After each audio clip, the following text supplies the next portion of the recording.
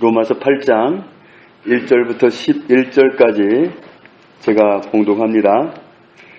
그러므로 이제 그리스도 예수 안에 있는 자에게는 결코 정죄함이 없나니 이는 그리스도 예수 안에 있는 생명의 성령의 법이 죄와 사망의 법에서 너를 해방하였음이라.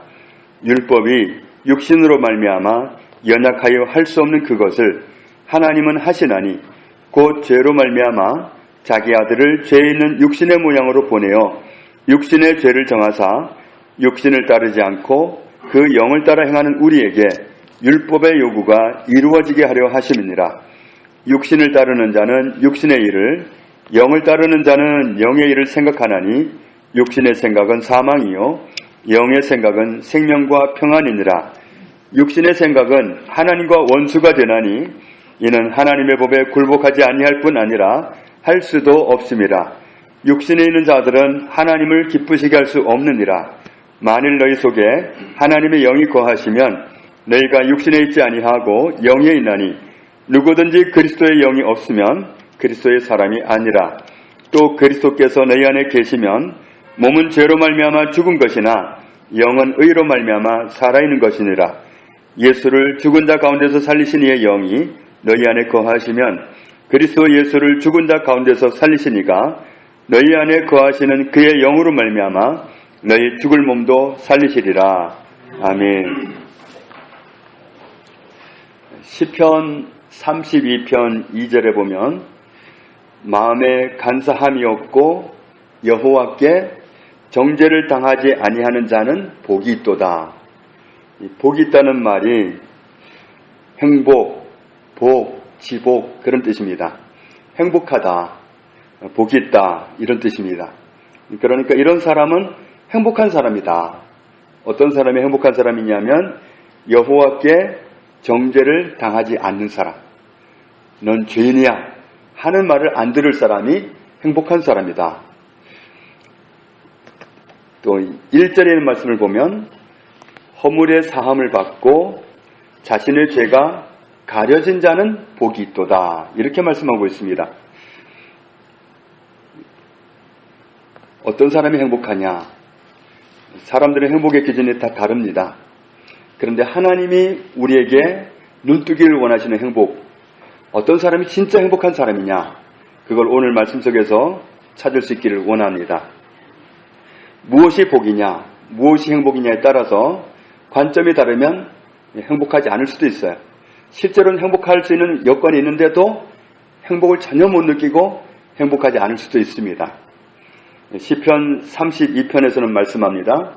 이런 사람이 진짜 행복한 사람이다. 어떤 사람이냐면 여호와께 정죄를 당하지 않는 사람. 이런 사람이 정말 행복한 사람이다. 그런데 1절 말씀을 보면은 죄를 하나도 안 지었기 때문에 너는 죄인이 아니야 라고 든 것이 아니에요. 죄가 없어서가 아니에요.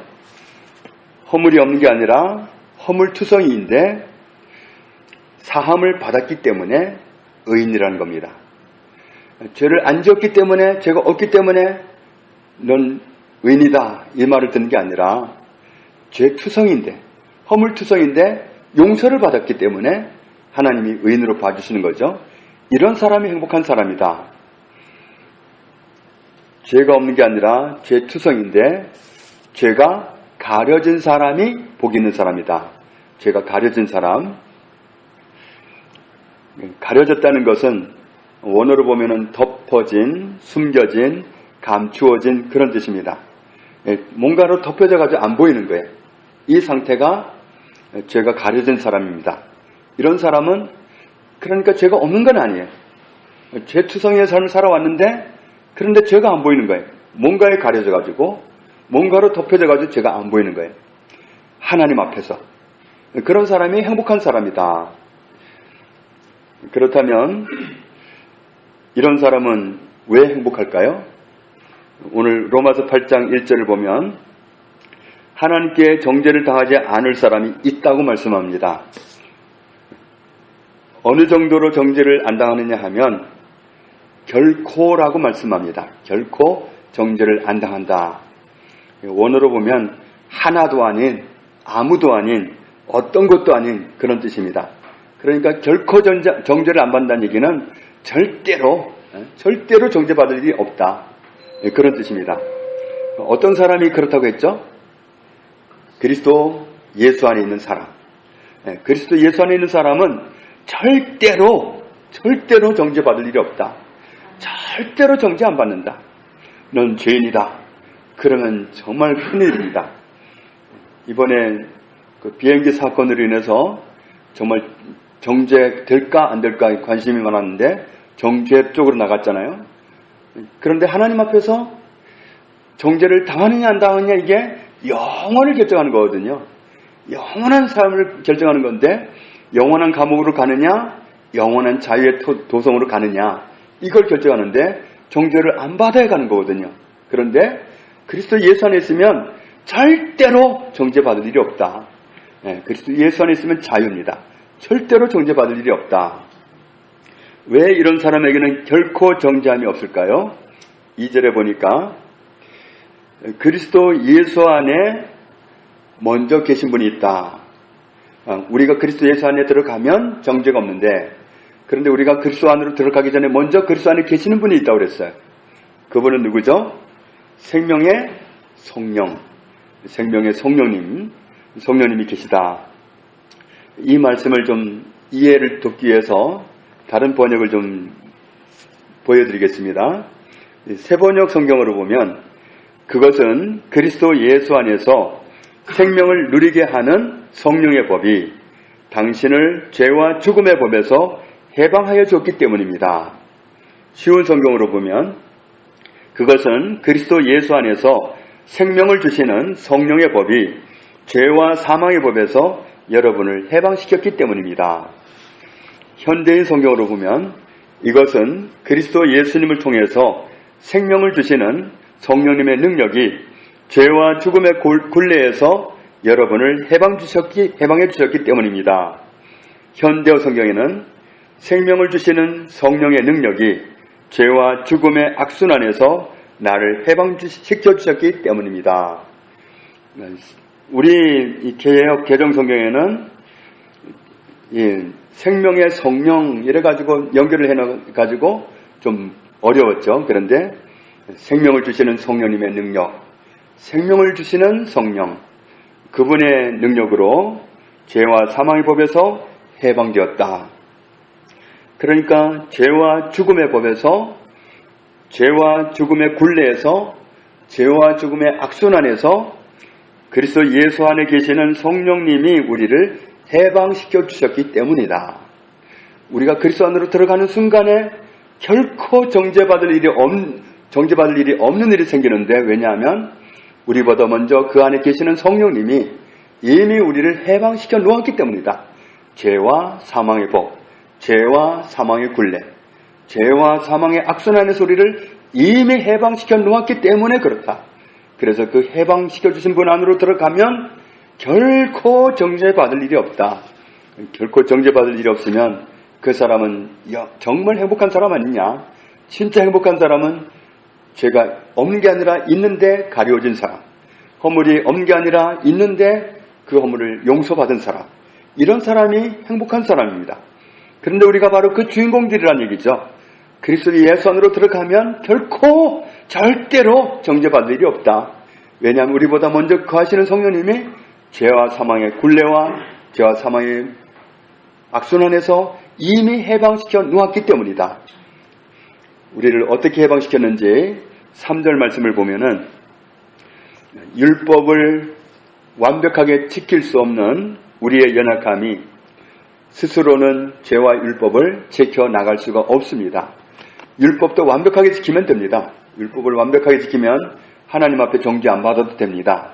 그러나 우리는 육신을 가지고 있는 연약한 사람들입니다. 율법을 완벽하게 지킬 수 있는 사람은 세상에는 한 명도 없습니다. 의인은 없나니 하나도 없으며 모든 사람이 죄를 범하여서 하나님의 영광에 이르지 못하게 되었더니, 사람 중에는 자기 힘으로는 율법 못 지킵니다. 율법의 기능은 내가 죄인이라는 사실을 거울을 보듯이 깨닫게 해주는 것. 나는 말씀대로 살고 싶어도, 율법을 지키고 싶어도 지킬 수가 없는 존재구나. 지키려면 한 가지부터 끝까지 다 지켜야 되거든요. 그런데 다 지킬 수 있는 사람이 없습니다. 이거 좀 지키면 이거 못 지키고, 이거 좀 지키면 이거 못 지키고, 다 사람이 약점이 있어요. 그러니까 어떤 사람은 뭘 못한다고 흉을 보잖아요.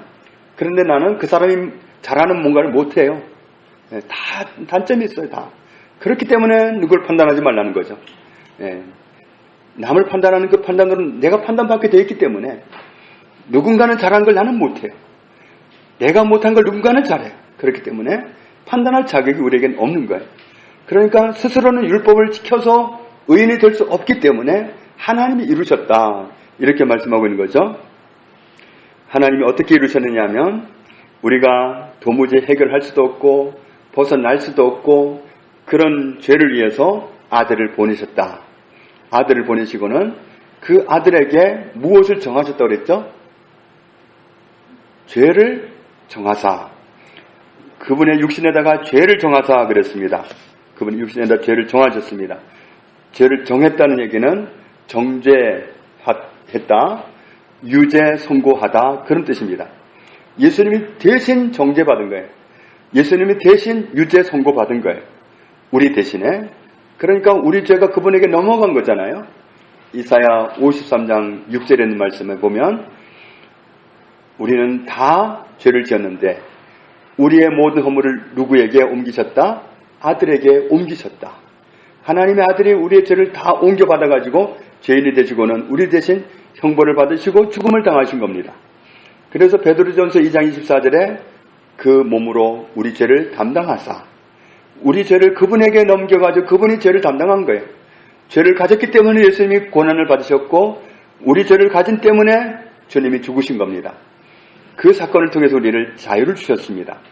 그래서 하나님이 우리가 도무지 할 수 없는 것을 아들을 보내서 우리를 의인 만들어 놓으셨습니다. 이것을 이루신 분이 하나님의 성령이신데 우리가 그리스도 예수 안에 들어가면 거기에 누가 계시냐 하면 우리를 의롭게 만드신 성령님이 계십니다.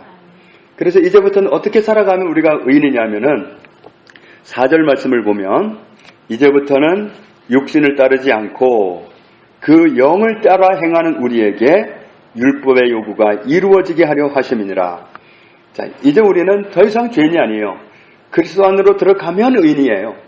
그리스도 안에 들어가서는 정죄받을 일이 결코 없기 때문에 그리스도 예수 안에 들어간 사람은 의인이에요.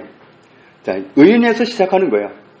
이제부터 나는 어떻게 하면 의인이 될까? 그래서 나는 어떻게 구원받을 수 있을까? 그런 차원이 아니라 이미 구원받았고 이미 의인이 된 거기에서 출발하는 거예요. 누구를 따라가면 된다고 그랬죠? 성령님을 따라가면. 이제는 뭔가를 해야 되는 게 아니에요. 뭔가를 지켜야 되는 게 아니라 성령님을 따라가면. 내가 뭔가를 하는 게 아니라 성령을 따라가면 율법의 요구가 이루어지도록 하셨다. 그래서 우리는 이제 성령님을 따라가기만 하면 됩니다. 5절에 보니까 육신을 따르는 사람은 육신의 일을 생각하고 영을 따르는 사람은 영의 일을 생각한다. 육신의 생각은 아무리 잘해도 아무리 좋아도 사망이다. 영의 생각은 생명이요 평안이다. 육신의 생각은 하나님과 원수가 될 뿐이다. 하나님의 법에 굴복을 안 하기 때문이다. 할 수도 없기 때문이다. 인간적으로는 잘해보고 싶은데 안 돼요. 잘 믿어보고 싶은데 안 되고 잘 지켜보고 싶은데 안 돼요. 술 안 먹어보고 싶은데 이게 안 돼요. 담배 끊어보고 싶은데 안 된단 말이에요. 내 힘으로 안 돼 이게. 도움을 받으면 쉽게 되는 건데 내가 뭘 하려고 그러면 안 돼요. 하나님이 도우시면 쉽게 넘어갑니다. 그렇게 담배 못 끊고 술 못 끊고 하는 사람이 단번에 끊어버립니다. 살짝만 도와주시면 되니까. 그러니까 우리는 성령을 따라가면 되는 거예요. 뭔가를 내가 해보려고 하는 게 아니라 성령을 따라가면 되는 거예요. 내가 육신적으로 뭔가를 해보려고 내 생각대로 뭘 해보려고 하면 안 돼요. 근데 도와주시면 되기 때문에 따라가면 되는 거예요. 성령을 따라가면 우리는 의인의 삶을 살게 되는 겁니다. 그래서 육신에 있는 사람들은 하나님을 기쁘시게 할 수가 없다. 그런데 9절에 보니까 만일 너희 속에 하나님의 영이 거하시면 너희는 어디에 있는 사람이 아니라 육신에 있는 사람이 아니라 우리의 정체를 말해 주는 거죠. 너 어디 있느냐? 너 위치가 어딘지 아느냐? 나 육신적인 사람이다. 이렇게 결론 내리지 말라는 거죠. 하나님의 영이 내 안에 거하신다면 나는 더 이상 육신에 있는 사람이 아니다. 내가 성령 안에 거하기 때문에, 예수님 안에 거하기 때문에 더 이상 육신 안에 있는 사람이 아니다. 영에 있나니 누구든지 그리스도의 영이 없으면 그리스도의 사람이 아니다. 성령님이 내 안에 계시지 않으면 그리스도의 사람이 아니다. 그런데 성령님이 내 안에 계시지 않느냐? 너는 육신에 있는 사람이 아니라 영에 있는 사람이다. 너는 성령님과 함께 있는 사람이다. 성령님과 따라가기만 하면 된다는 거예요. 성령님과 함께 살아가기만 하면 된다는 거예요. 이제는 내가 뭔가를 잘해보고 어떻게 해보고 이런 차원이 아니에요. 이미 그리스도 예수 안에 들어와 보니까 나를 의롭게 만드신 성령님이 거기 계셔요. 그 성령님을 따라가기만 하면 되는 거예요. 그렇게 우리를 정말 우리의 삶이 완전히 죄를 벗어나서 하나님의 의인으로 살아가도록 축복해 놓으셨습니다.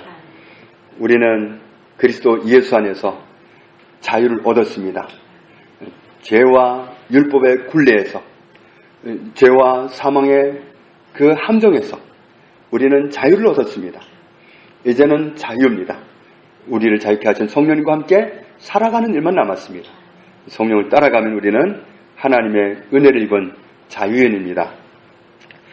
14절에 보니까 무릇 하나님의 영으로 인도함을 받는 사람은 곧 하나님의 아들이라. 성령님이 내 안에 계십니다. 내가 그리스도 안에 있기 때문에 거기에는 성령님도 계셔요. 내가 성령님을 따라가기만 하면 되는데 그러면 그 사람은 하나님의 아들이다. 성령 따라가는 사람이 하나님의 아들이에요. 내가 뭔가를 해보는 게 아니라 성령 따라가는 게 하나님의 아들이에요. 우리의 정체성은 바로 나는 영의 사람이고 영에 속한 사람이고 하나님의 영이 내 안에 계시고 하나님의 영을 따라가기만 하면 되는 것이고 나는 죄와 사망의 법에서 벗어난 사람이고 그 굴레에서 그 악순 안에서 해방된 사람이다. 나는 그리스도 예수 안에 있기 때문에 결코 정죄받을 일이 없다. 결코 정죄받을 일이 없으면 지옥은 그거는 생각할 필요도 없습니다. 그러니까 우리는 행복한 사람이죠.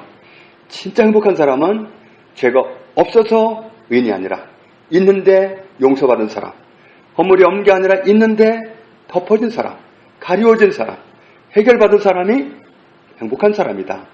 영원한 문제가 해결됐기 때문에 정말 이 땅을 사는 문제도 중요합니다. 그런데 더 중요한 것은 영원한 삶을 어디에서 보내느냐는 건데 그 문제를 해결받은 사람은 정말 행복한 사람입니다. 군대에서 그런 말을 많이 써요. 제대할 때가 며칠 안 남으면 이제는 거꾸로 매달아놔도 며칠은 간다. 그런 위안을 합니다, 서로. 그런데 우리는 세상살이가 혹시 좀 어렵다 하더라도 영원한 삶이 보장됐습니다. 그렇기 때문에 우리는 오늘 말씀 속에서 시편에서 말씀하는 것처럼 우리는 행복한 사람입니다. 나는 행복한 사람이다. 행복한 사람은 감사하게 돼 있고 행복한 사람은 기뻐할 수 있고 행복한 사람은 하나님께 영광을 돌릴 수 있습니다. 우리가 정체성이 내가 생각하는 그런 정체성이 아니라 말씀하시는 그것이 우리의 정확한 위치입니다. 그리스도 예수 안에 있기 때문에 결코 정죄받을 일이 없어서 나는 행복한 사람이다. 이렇게 행복한 사람이 되게 해주신 하나님께 늘 감사하고 영광 돌리며 살아가는 저희들 되기를 주의 이름으로 축복합니다. 하나님 아버지 감사합니다. 허물이 없는 게 아니라 허물투성이었지만 죄가 없는 게 아니라 죄투성이었지만 다 용서해 주셨습니다. 다 덮어주셨습니다. 가리워졌습니다. 그래서 우리는 행복한 사람입니다. 그리스도 예수 안에서 성령님의 은혜로 모든 죄를 다 해결받았기 때문에 우리는 죄와 사망에서 벗어났습니다. 모든 굴레와 모든 억압하는 악순환에서 완전히 자유를 얻었습니다. 그러므로 우리의 삶은 영원히 해방되었고 영원히 해결을 받았기 때문에 감사합니다. 우리를 이렇게 행복한 사람이 되게 하신 하나님의 은혜를 감사합니다. 우리가 땅에 사는 삶을 어렵게 산다 해도 영원한 삶을 해결받았으니 감사할 일이지만 땅에 사는 동안에도 예수 그리스도를 모셨으니 천국의 삶을 살게 하시고 하나님이 그리스도 예수 안에서 이루어놓으신 모든 축복을 누리게 하셨으니 또한 감사합니다. 일평생 감사하며 영광 돌리며 행복한 사람을 자초하면서 살아가는 저희들 모두가 되도록 은혜를 주옵소서. 예수님의 이름으로 기도합니다. 아멘.